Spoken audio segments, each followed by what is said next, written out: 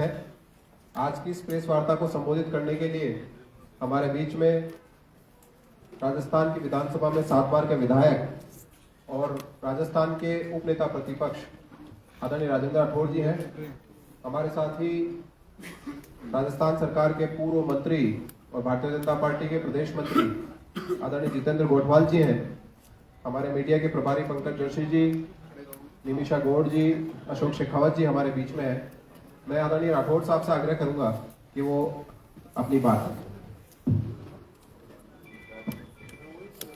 आप सबका इस प्रेस वार्ता में स्वागत। कांग्रेस पार्टी जिसकी सरकार इस सूबे में है, उसके सबसे बड़े नेता, जिनमें मुख्यमंत्री बनाने और बिगाड़ने की ताकत है, आज दूसरे दिन राजस्थान की यात्रा पर है।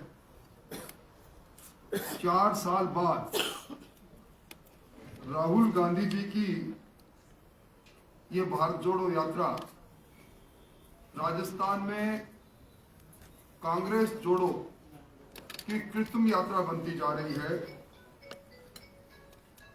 परंतु जिस स्थान से ये यात्रा गुजर रही है, यकायक बिना बजटीय प्रावधान के सड़कों का नवीनीकरण किया जा रहा है। किसानों की जमीन उससे किराए लेने के नाम पर उसकी फसल को नष्ट करके 5 सितारा टेंट लगाए जा रहे हैं और बड़े बड़े मैदान समतल किए जा रहे हैं। कुल मिलाके हजारों लोगों के भोजन का इंतजाम अलग अलग पड़ाव पर किया जा रहा है। सादगी की बात करने वाले मुख्यमंत्री जी से यक्ष प्रश्न ये है कि इन सारे इंतजाम का सरकार के किस बजट से या किस प्रकार व्यय हो रहा है। राहुल गांधी जहां से गुजर रहे हैं वहां की सड़कें तो ठीक की जा रही है, पर जिन सड़कों के लिए मुख्यमंत्री जी की खुद की पीड़ा थी अपने निर्वाचन क्षेत्र जोधपुर के लिए, और जिन सड़कों के लिए पर्यटन मंत्री विश्वेंद्र सिंह जी ये कह चुके हैं कि भरतपुर संभाग की सड़कें कम है और गड्ढों में सड़क है, उन सड़कों की अगर सुध ले लेते तो बहुत ज्यादा ठीक रहता। हम सरकार के सार्वजनिक निर्माण विभाग की कार्य क्षमता पर उन्हें धन्यवाद देना चाहेंगे। एक दिन और एक रात में 75 किलोमीटर सड़क को उन्होंने ठीक कर दिया और सौंदर्यीकरण के नाम पर बिना बजट के राशि खर्च की जा रही है। और तो और कल जिस यात्रा से एक किसान के खेत से राहुल गांधी गुजरे, उसने कहा कि बिजली नहीं है। न जाने कौन सा जादुई चिराग किया गया, किसान के डिमांड नोटिस जमा था या नहीं था, आवेदन पत्र था या नहीं था, ये सारे सवाल परे करके कुछ ही घंटों में बिजली पहुंचाने का काम किया। राहुल गांधी जी जब आए हैं तो उन्होंने बतौर कांग्रेस के राष्ट्रीय अध्यक्ष ने इस राजस्थान में 29 नवंबर 2018 को जो जन घोषणा पत्र जारी किया था, जो उनके खुद की उपस्थिति में जारी हुआ, जिन घोषणाओं से सरोकार उनका रहा, उन घोषणाओं के बारे में 4 वर्ष बाद भी कुछ सवाल अनुत्तरित है। कर्जा माफी को लेकर जो राष्ट्रीयकृत बैंक, अधिसूचित बैंक, ग्रामीण बैंक, इन बैंकों से जिन 18 लाख किसानों ने दिसंबर 2018 तक का फसली ऋण लिया था, जिनको सरकार ने कहा वन टाइम सेटलमेंट के अंतर्गत हम किसानों को कर्ज मुक्त करेंगे, और उसके बाद बीडी कल्ला की अध्यक्षता में एक कमेटी बनाई। आज 4 साल बाद उन किसानों पर ब्याज, चक्रवृद्धि ब्याज लेकर कर्जे की राशि 12 से 18 गुना हो गई और किसानों की जमीन की कुड़कियां निकल रही है, ये इस सवाल का जवाब राहुल गांधी दे तो ज्यादा उचित रहता। और इसके साथ ही उन्होंने उस वक्त जो वादा किया था 27 लाख बेरोजगारों को बेरोजगारी भत्ता देने का, आज उनकी संख्या 32 लाख के करीब हो गई और आज उनमें से 52,000 को मात्र, वो भी 4 घंटे सरकारी दफ्तरों में चौकीदारी करने के बाद राशि मिल रही है। इसका जवाब भी राहुल गांधी दे तो जरा उचित हो। और इसके साथ ही जो संविदा कर्मियों की नियमितीकरण के नाम पर जिस प्रकार के 2022 के नियम बनाए गए हैं, उनकी सारी सेवाओं को शून्य किया गया है। आज जगह जगह संविदा कर्मी आंदोलन कर रहे हैं, उसका जवाब दे। उन्होंने जन घोषणा पत्र में नियमितीकरण करने का वादा किया था और इन सब के साथ जो 9 बार बिजली के दाम बढ़े जब से ये शासन आया है और इस बार 21 पैसे प्रति यूनिट फ्यूल चार्ज के नाम पर और 7 पैसे प्रति यूनिट 7,400 करोड़ की राशि कोयले के दरों के अंतर में अडानी जी को चुकाने का सरकार ने फैसला कर दिया। 7 पैसे प्रति यूनिट 1,39,00,000 उपभोक्ताओं को 5 साल तक देने पड़ेंगे। इसका जवाब भी अगर राहुल गांधी दे तो उचित होंगे। और विशेष तौर पर जब राजस्थान के अंदर अपराध और अपराधी दोनों बेकाबू होते जा रहे हैं, राजस्थान के अंदर राहुल गांधी जी की यात्रा में नरेगा के कर्मियों का जिस प्रकार इस्तेमाल किया जा रहा है सड़कों के किनारे खड़ा करके, मेरा आरोप है सरकार पर, नरेगा के कर्मचारी और स्कूल के बच्चों को खड़ा करके यात्रा की सफलता के लिए इकट्ठा किया जाना, ये एक तरह से नरेगा कर्मियों का भुगतान सरकारी खजाने से करके राहुल गांधी जी के सामने उनको खड़ा किया जा रहा है। और इसके साथ ही जिस प्रकार की कानून व्यवस्था है, राजस्थान अब गैंगस्टरों के कब्जे में आ गया।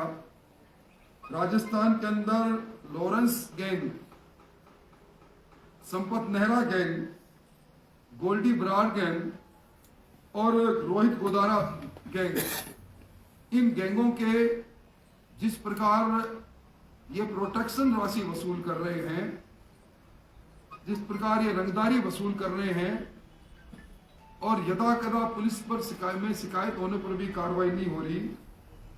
अभी सीकर के गैंगवार में ताराचंद और राजू ठेठ की जिस प्रकार हत्या की गई, मैं समझता हूं कि पुलिस ने उनको गिरफ्तार किया पर उनके पीछे उनके आकाओं तक जाने की कोशिश पुलिस नहीं कर रही है।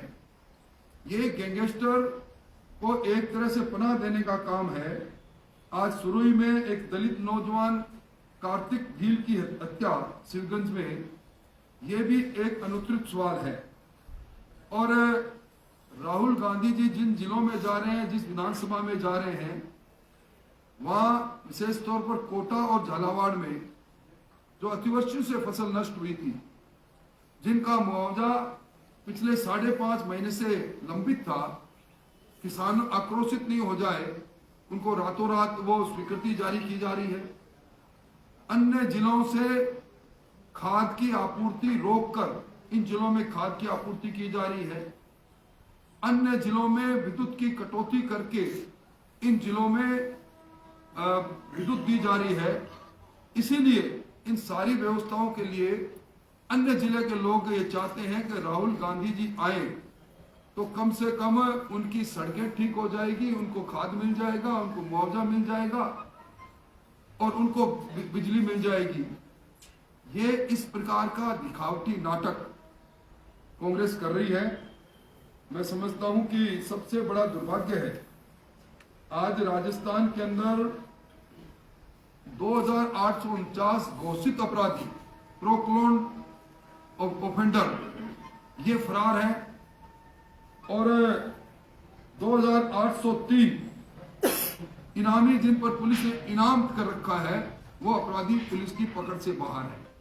इस प्रकार के दुर्दांत अपराधी पुलिस की पकड़ से बाहर होने के कारण आज कानून व्यवस्था दहशतगर्दी में परिवर्तन हो चुकी है। राजस्थान के लोग आज पूर्णकालिक गृह मंत्री नहीं होने के कारण और गृह मंत्री के रूप में मात्र मुख्यमंत्री जी अपनी कुर्सी बचाने की जुगत के अंदर अपने उस मंत्रालय का भेजा इस्तेमाल करने के अलावा कोई काम नहीं किया। राहुल गांधी जी की इस यात्रा से कांग्रेस कृत्रिम रूप से जुड़ी है, मन से नहीं जुड़ी, इसका कोई लाभ नहीं मिलेगा। और दूसरी तरफ भारतीय जनता पार्टी की जन आक्रोश यात्रा में अब तक 2 दिन में जो शिकायत पेटी हमने साथ में लगा रखी है, उसमें लगभग 28,000 शिकायतें लोगों ने डाली है। सरकार के प्रति 2 दिन में 28,000 शिकायत आना ये सिद्ध करता है कि सरकार के प्रति मोह भंग हो गया। और 2 दिन में 17,500 किलोमीटर जन आक्रोश यात्रा ने सफर किया है। लगभग 4.5 से 5 लाख लोगों ने इसमें स्वीकृति हासिल की है। और आने वाले 15 से 20 दिसंबर में हर विधानसभा क्षेत्र में हम बड़ी सभाएं करेंगे। कुल मिलाके मेरा ये निवेदन करना है कि राहुल गांधी जी के आवभगत में सरकारी मशीनरी का बेजा इस्तेमाल करके नरेगा और विद्यार्थियों को खड़ा करके यकायक सारी सड़कें चमाचम करके बिजली की आपूर्ति रोककर और खाद की आपूर्ति दूसरे जिलों से रोककर करके जिस प्रकार का कृत्रिम दृश्य खुशहाल राजस्थान का दिखाने की कोशिश मुख्यमंत्री जी कर रहे हैं, वो एक तरह से यही है कि कृत्रिम रूप से प्रकाशित करके उसके बाद अंधेरा ही अंधेरा है। कुल मिलाके मुझे मोटे तौर पर आपसे यही निवेदन करना था। आज राजस्थान उच्च न्यायालय में मेरी एक रिट याचिका पर जस्टिस मनिंदर मोहन श्रीवास्तव और जस्टिस विनोद भगवानी की बेंच ने 70 दिन तक लगातार राजस्थान के 91 विधायकों द्वारा स्वेच्छा से स्वयं के हस्ताक्षर से विधानसभा अध्यक्ष के साथ उपस्थित होकर दिए गए त्याग पत्र को स्वीकार नहीं करने और विधानसभा के नियम और संविधान के नियमों के आधार पर उन त्याग पत्रों पर कार्रवाई नहीं करने, संविधान के आर्टिकल 190(3)(b) और विधानसभा के नियम 173(2) जो आर्टिकल 208(a) के अंतर्गत बने हैं, त्याग पत्र को स्वीकार नहीं करने और इससे पहले बहुजन समाज पार्टी के 6 मान्य सदस्यों का राष्ट्रीय कांग्रेस में जिस प्रकार मर्जर किया गया था बिना उनके पैतृक राष्ट्रीय दल के मर्जर के, उस पर दल बदल याचिका विधानसभा अध्यक्ष जी के पास आज भी लंबित है। मैंने इन सवालों को आज मेरी खुद स्वयं बहस करते हुए माननीय न्यायालय में कहा था कि 24 अगस्त 2020 को दल बदल याचिका पर माननीय अध्यक्ष को माननीय उच्च न्यायालय ने निर्देश दिया था कि 3 माह में इस पर निर्णय करें। वो आज तक नहीं किया, 2 साल गुजर गए। इसीलिए मैंने कहा कि इन 91 विधायकों के द्वारा स्वेच्छा से दिए गए त्याग पत्र पर तब तक निर्णय नहीं होगा जब तक इस सरकार का आखिरी 1 वर्ष नहीं बीत जाएगा। और इस पर मैंने वहां नजीर भी रखी। एक सुप्रीम कोर्ट का निर्णय है, श्री बाला साहेब बनाम स्पीकर कर्नाटक विधानसभा, उसमें जो विधि प्रतिस्थापित की गई थी कि अगर कोई मान्य विधायक स्वेच्छा से अपने हस्ताक्षर से त्यागपत्र देता है तो विधानसभा के आर्टिकल 190(3)(b) के प्रावधानों के अनुसार उस त्यागपत्र की जांच भी आवश्यक नहीं है जब तक कि अध्यक्ष के पास ऐसी शिकायत नहीं आए कि ये जो हमारे त्यागपत्र है ये वॉलंटरीली और जिनायन नहीं है। आज अब तक उन त्यागपत्रों के बारे में किसी प्रकार का निर्णय नहीं होना, और बार बार हमने एक बार विधानसभा अध्यक्ष के सामने ज्ञापन दिया, 3 बार मैंने पत्र लिखे, उसके बाद भी निर्णय नहीं होना। अब ये पूरा मामला न्यायिक जुडिशियल रिव्यू में आया है और मैं समझता हूं 3 सप्ताह का जो नोटिस जारी किया उसके बाद इसमें आगे कार्रवाई होगी और उचित निर्णय होगा, इस प्रकार की मुझे न्यायपालिका से उम्मीद है। अब कोई